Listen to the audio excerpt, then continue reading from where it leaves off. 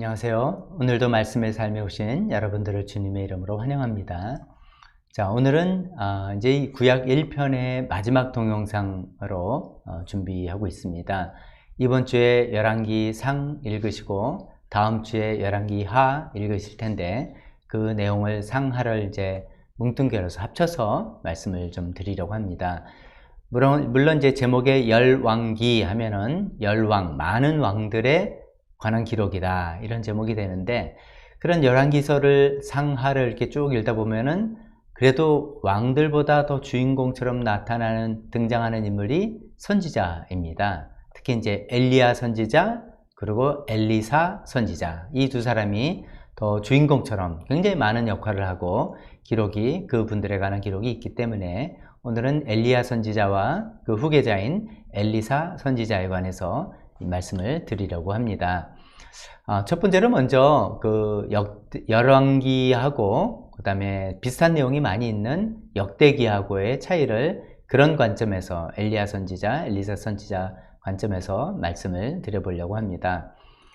똑같은 책가 아닌가, 왜 이렇게 두 권이 있는가 이런 생각을 하실 수 있지만, 사실은 그 두 책들이 기록된 시기와 목적이 다르다는 것이죠. 그렇기 때문에 그 관점과 하고 싶은 이야기가 다르다는 것을 우리가 좀 이해하셔야 되겠습니다. 먼저 열왕기는 포로로 잡혀간 다음에 그 바벨론 포로기에 기록된 것입니다. 포로로 잡혀가서 그들이 아마 굉장히 괴로운 마음에 이런저런 생각을 해봤을 겁니다.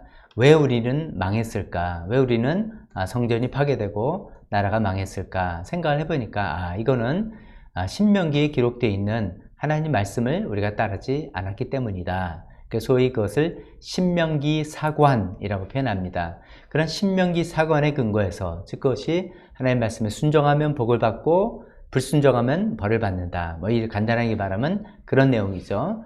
그렇다는 것을 깨닫고 거기에 관해서 이제 그런 관점에서 역사를 되돌려 본 것이죠. 그랬더니 이것도 잘못됐고 저것도 잘못됐고 그런 것을 낱낱이 기록하게 되고, 그래서 우리나라가 망했다, 우리 성전이 파괴된 것이다 라는 것에 좀 반성하는 그런 마음으로 기록된 것이 열왕기서라고 할 수 있습니다. 열왕기는 북쪽 이스라엘과 남쪽 유다 왕국을 굉장히 균등하게, 북쪽 왕국 이야기하고 그 다음에 남쪽 왕 이야기하고 또 북쪽 왕 이야기하고 이렇게 좀 균형 있게 동등하게 남과 북을 다루고 있는 것이 특징입니다. 반면에 역대기는 또 좀 관점이 다르죠. 역대기는 기록된 그 시기도 포로에서 돌아온 다음에 포로 귀환기에 기록된 것입니다. 그러면 이제 그 사람들의 질문은 그런 것이죠. 어떻게 해서 우리는 포로에서 돌아올 수 있었을까? 하나님 무엇 때문에 우리를 그렇게 용서해 주셨을까? 그리고 우리는 다시 이제 회복할 수 있는 것인가? 새로운 공동체를, 성전을 중심으로 해서 만들어 나갈 수 있는 건가? 라는 이런 질문에 대한 관점에서 기록한 것이 역대기인 것이죠. 그들이 생각해보니까 하나님께서 우리를 포로에서 돌려주신 이유는 우리가 잘해서가 아니라 다윗과 맺은 그 다윗 언약 때문이다 라는 것을 다시 한번 기억한 것이죠. 그래서 다윗 왕과 다윗 후손에 대한 그런 생각을, 그런 관점을 굉장히 갖게 된 것입니다. 그러면서 그것을 성전 중심으로 이루어질 것이다 라는 것을 붙들게 된 것이죠.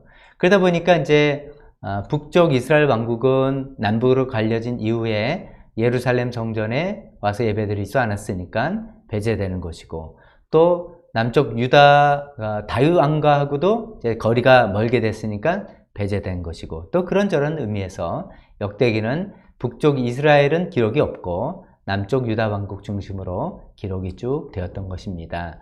그러다 보니까 이제 우리가 잘 알고 있는 재미있는 이야기도 많이 나오는, 그 은혜가 되는 이야기도 많이 나오는 그 엘리야 선지자 그리고 엘리사 선지자 이야기는 자연스럽게 역대기에는 기록이 안 되어 있는 것이죠. 역대기는 북쪽 이스라엘 왕국에 대한 기록이 없기 때문인 것이죠. 그래서 그것은 열왕기에만 기록이 된 이유가 그래서 그렇다는 것을 말씀을 드립니다.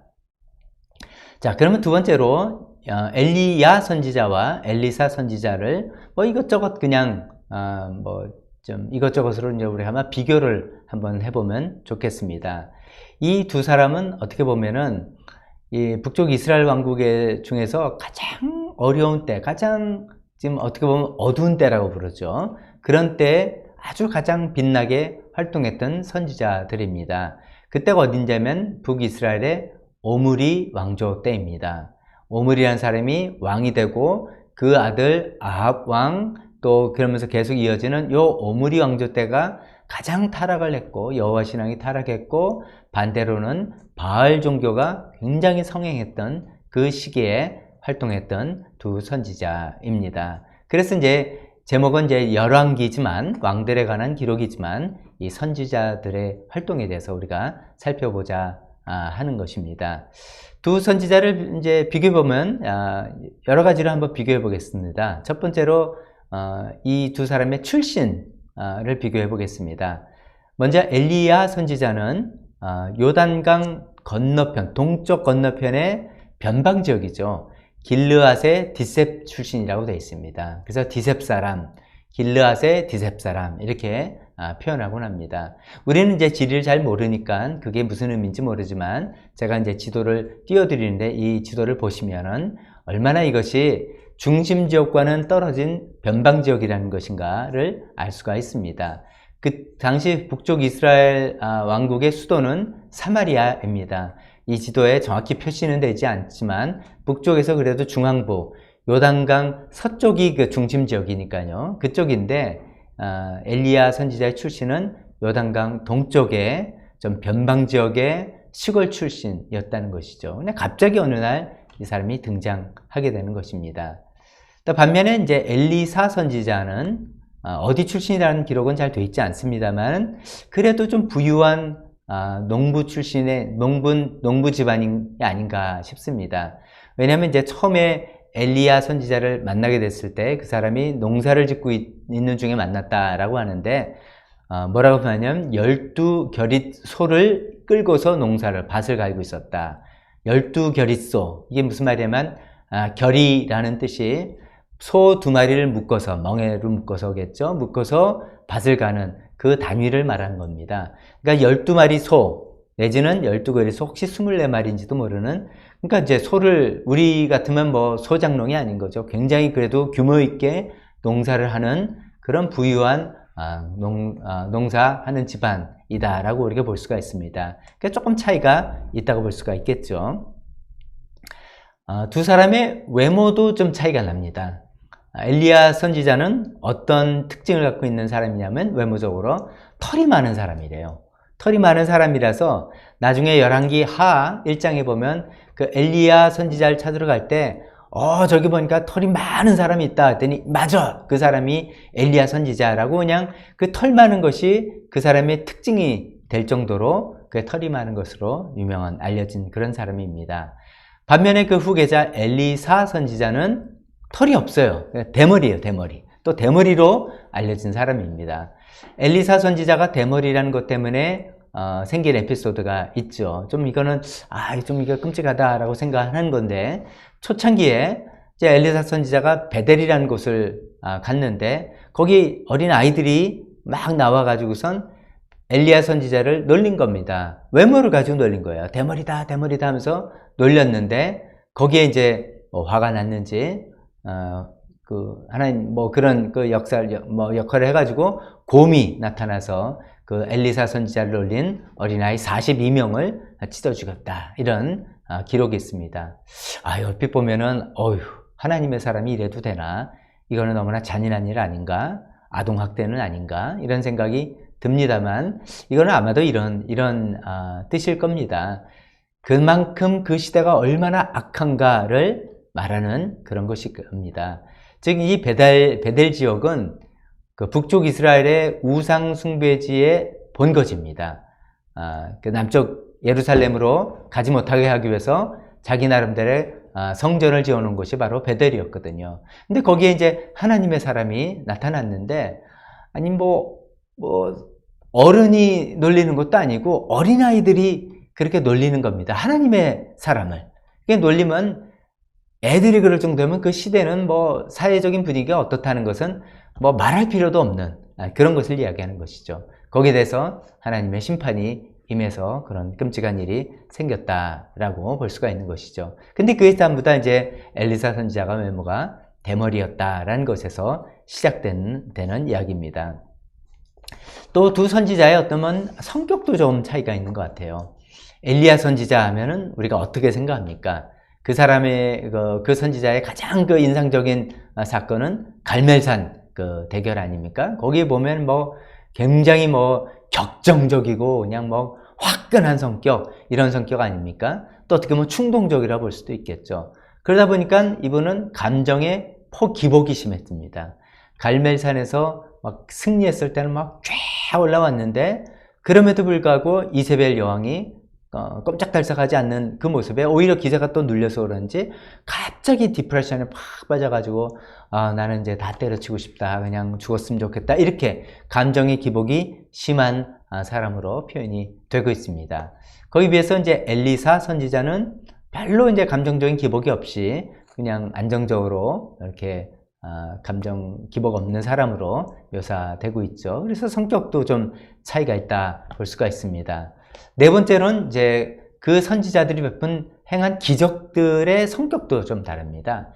이게 이제 성격에 기인한 건지 모르겠습니다만, 엘리야 선지자의 그 가장 그 대표적인 그 갈멜산에 불이 나오고, 그래서 이제 거짓 선지자, 이방 선지자를 죽이게 되고 하는 이런 것들. 그래서 엘리야 선지자는 아무래도 심판적인 성격의 기적을 베풀었다라고 우리가 볼 수가 있고요. 엘리사 선지자는 좀 성격이 좀 다릅니다. 이분은 이제 회복, 긍휼, 또 이렇게 생명을 살리고 양식을 공급하고 하는 이런 성격의 기적들이 많았습니다. 그래서 엘리야 선지자는 어떻게 보면 심판의 선지자라고 말할 수 있다면, 엘리사 선지자는 긍휼의 선지자라고 이렇게 볼 수도 있겠습니다. 그 다음에 또 이제 두 사람을 비교해 보면 음식을 공급하는 면에 있어서 이게 좀 반대입니다. 이게 무슨 말이냐면, 엘리야 선지자는 주로 공급을 받았습니다. 받았다는 기록이 많이 나옵니다. 우리가 생각하기에는 하나님의 선지자면 기적을 베풀어서 공급을 해줘야 될 것 같은데, 음식을 제공해줘야 될 것 같은데, 이상하게도 엘리야 선지자는 음식을 자기가 공급받는 이야기가 3번이나 나온다는 것이죠. 첫 번째는 이제 자기 고향인 디셉 근처에 있는 그릿시냇가로 가서 하나님께서 비를 오지 않게 할 가뭄을 주실 거다라는 것을 선포하고, 너는 그릿시냇가로 가라 라고 해서 그걸로 갔는데, 거기서 먹을 게 없을 때 까마귀를 통해서 음식을 공급받죠. 하나님의 선지자가 까마귀를 통해서 음식을 공급받는 게 나오고, 그 다음에는 이제 사르밧 지방, 사르밧은 이스라엘 지경도 아니고 저 북쪽 시돈, 이방 지역입니다. 그 북쪽 시돈 쪽으로 가서 거기에서 아주 가난하고 궁핍한 한 과부한테 음식을 공급받게 되는 것이죠. 막 한 끼 먹고 죽으려는 사람에게 그거 나에게 다오 라고 공급받고, 나중에 이제 그 기적적으로 음식이 계속 나오게 됐지만 그렇게 공급받는 이야기로 시작이 되죠. 그 다음에 세 번째는 잘 아시다시피 갈멜산 그 승리 이후에 아까 말한 대로 디프레션 온 다음에 쫙 광야로 와서 로뎀나무 밑에서 나는 이제 뭐 그만두겠다, 난 죽었으면 딱 좋겠다 라고 할 때 하나님의 천사를 통해서 음식을 또 공급받죠. 그래서 얼핏 보면 선지자인데 뭐 이렇게 주로 얻어먹나 이런 생각을 하게 됩니다. 근데 이것도 이제 그 당시의 시대상을 우리가 볼 수 있는 대목이라고 이야기할 수 있겠습니다. 당시 얼마나 진짜 신앙이 바닥에 떨어졌는지, 바알 신을 믿는 종교가 기승을 부리고 그게 주류 세력이 되고, 하나님을 믿는 신앙은 뭐 굉장히 드물게 된, 그래서 하나님의 선지자는 음식을 제대로 먹을 수가 없게 되는 뭐 그런 상황이라는 걸 보여주는 것이죠. 그런데 이제 하나님께서 직접 이렇게 까마귀를 통해서, 궁핍한 한 과부를 통해서, 하나님의 천사를 통해서 하나님의 사람을 먹이신다라는 것을 보여주는 그런 모습들이라고 할 수 있겠습니다. 근데 반면에 이제 엘리사 선지자는 주로 음식을 이제 공급해 주는 역할을 많이 하죠. 그런 기적을 많이 베풀었죠. 대표적으로 이제 예언자의 수련생들, 생도라고 볼 수 있죠. 수련생들 중에 과부가 된, 생도는 죽고 과부가 된 그 집에 먹을 게 없을 때, 그럼 기름병들이 있는데 다 갖고 와라. 그래서 그 빈병을 갖고 왔더니 거기에 기름이 가득 차서 그걸로 이제 팔아서 생계를 유지하게 되는 그 기름을 공급하는 이야기라든지, 또 그들이 이제 예언자 수련생들이 이제 수프를 먹으려고 했는데 거기 뭐 독이 잘못 들어와서 다 못 먹게 됐는데 그것을 먹을 수 있게 바꿔주는 사건이라든지, 아니면 보리빵 20개고 사람은 100명이 넘는데 이걸 어떻게 먹느냐 할 때 20덩어리로 100여 명이 먹을 수 있게 한다든지, 이걸 마치 이제 오병이의 기적하고 연결이 되는 그런 종류의 기적을 할 수 있죠. 이렇게 해서 이제 식량을, 음식을 공급해주는 역할을 엘리사 선지자는 많이 했던 것이 또 두 사람의 차이라고 볼 수가 있겠습니다. 또 두 사람을 이제 차이점을 비교해 본다면, 정치적으로 참여하는 그 참여의 모습이 또 되게 다릅니다.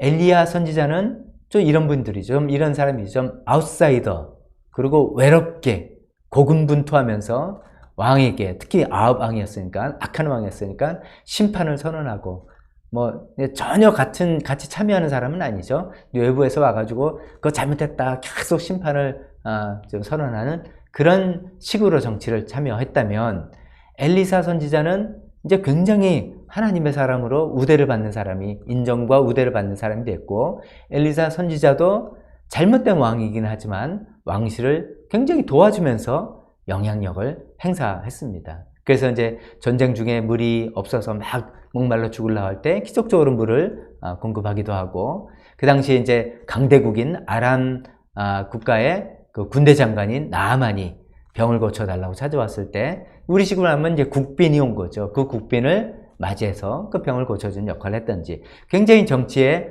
적극적으로 참여했던 그런 차이점도 우리가 볼 수가 있습니다. 마지막 한 가지 더 차이점을 본다면 이것도 참 재밌어요. 엘리야 선지자는 그 기적 중에 주로 이제 불과 관련된 일들이 많습니다. 첫 번째 뭡니까? 갈멜산에서 하나님 안에서 불이 내려와서 그 정말 재물에 짐을 딱 타고 일어났던 글이죠. 불로 내리소서, 우리 기억하지 않습니까? 그럼 뭐 우리가 잊지 못할 그런 놀라운 불의 선지자였던 것이죠. 그 다음에 또 이제 열왕기 하에도 보면 그 아하시아 왕 때, 그 아합 왕 그 아들 아하시아 왕 때 엘리야 선지자를 막 찾으려고 했는데 그 이제 사절을 보내고 군인들을 보내고 했을 때 만나기 싫다고 뭐 그를 불을 내려서 몇 명을 죽이고 또 불을 내서 몇 명을 죽이고 하는 그런 기록이 있죠. 그리고 마지막에 엘리야 선지자가 죽음을 보지 않았다 그러지 않습니까? 그래서 어떻게 됐습니까? 불말과 불병거를 타고 쫙 하늘로 올라갔다. 그래서 이제 엘리야 선지자는 불에 관한 일들이 그렇게 많아요. 그러니까 벌써 이렇게 3번이나 불에 관한 일들입니다. 반면에 엘리사 선지자는 물에 관한 이야기들이 참 많이 있습니다. 첫 번째 엘리사의 기적이 더 많은데, 첫 번째 기적이 뭐냐면 그 여리고 지방이 당시 이제 저주를 받았겠죠. 그래서 그 여리고 성에 나는 물을 먹으면 사람 죽거나 아기를 낳지 못하고 유산하거나, 그래서 굉장히 살기가 힘든 그 도시가 된 도시 있는데, 그 첫 번째 여리고에 물을 고쳐주는 그것이 엘리사 선지자의 첫 번째 기적입니다. 그리고 두 번째는 또 아까 말씀드렸지만 그 모압과의 전쟁 때 물이 없어서 굉장히 곤란을 당한 이스라엘 군대를 위해서 물을 제공해주는 일이라든지, 우리가 잘 알고 있는 나아만 장군을 고치는 일, 그때 어떻게 고쳤습니까? 네가 요단강 물에 들어가서 7번 네 몸을 씻으라 그랬더니 병을 낫게 된, 그것도 역시 물에 관한 기록이고요. 또 한 가지 있다면 그 예언자 생도들이 그 나무를 하려고 이제 도끼질을 하다가 도끼가 물에 빠졌을 때 그 물에 빠진 도끼를 뜨게 하는 그런 기적이라든지,